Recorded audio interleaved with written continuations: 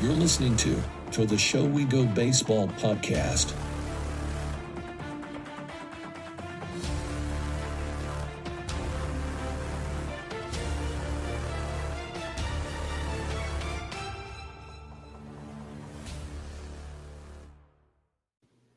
All right, so I had a question, and you probably would be a good guy to ask this to, just because you got to see it 3 different levels this year. Mm-hmm. So you got to play with a ton of teammates this year. Yeah, You probably played with one of the most in the system because you saw 3 different levels. Yeah.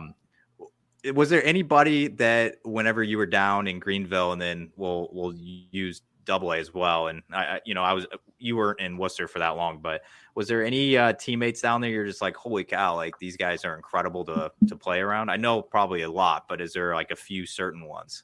Honestly, all of them. It was great to play with all of them, and that was my first time playing with Hickey.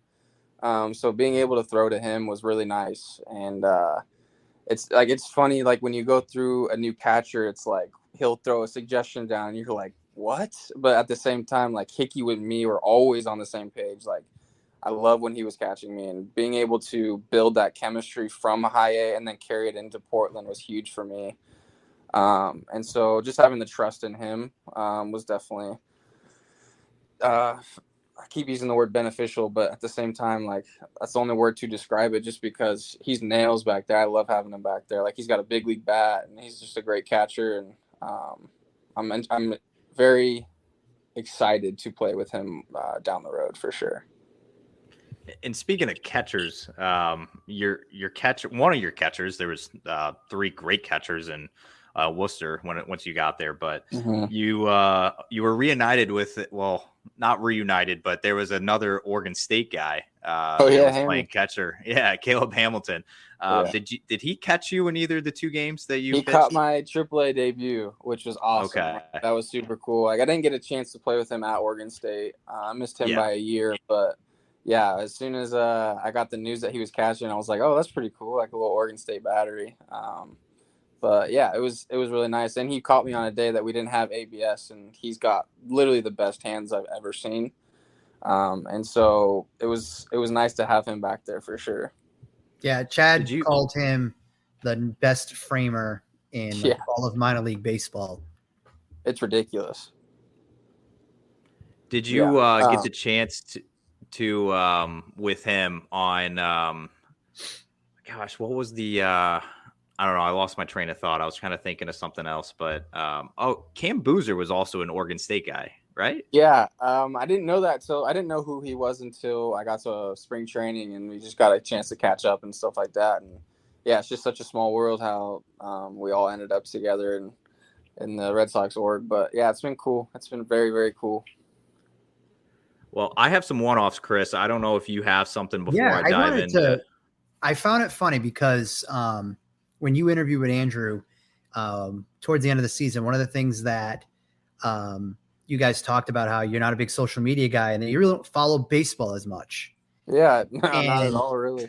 Has that changed a little bit though? Like, is that something you're going to try to do a little bit more as you get ready until like next season, or is just kind of doing your thing? Like, I think it's wild. You know what I mean? Like, major league, minor league pitcher trying to get you up to the bigs, just kind of, I think it's super, like, it's a cool mindset. You know what I mean? Just kind of really blocking out that noise.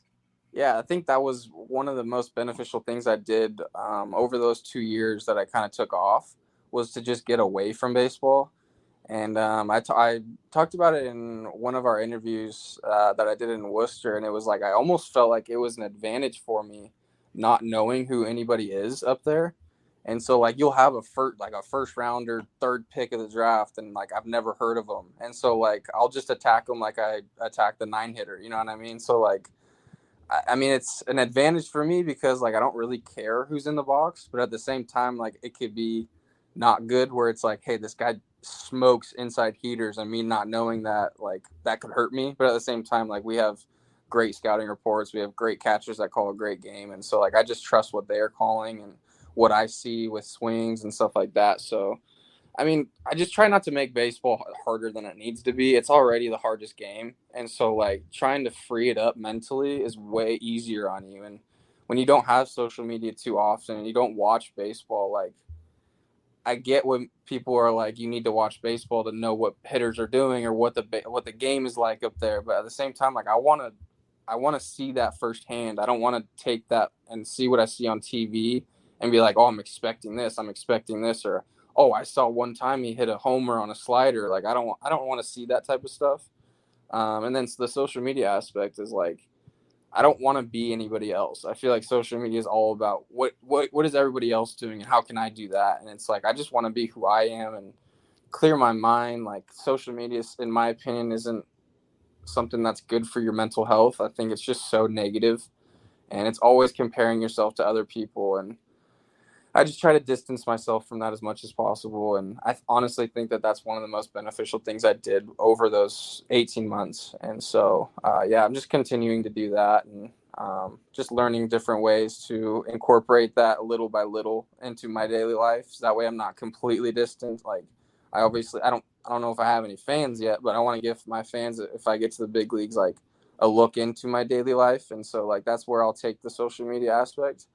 But at the same time, I'm not going to be on there for 2 hours just scrolling and scrolling and scrolling and seeing what people are doing. I just personally don't think that's great for your mental health.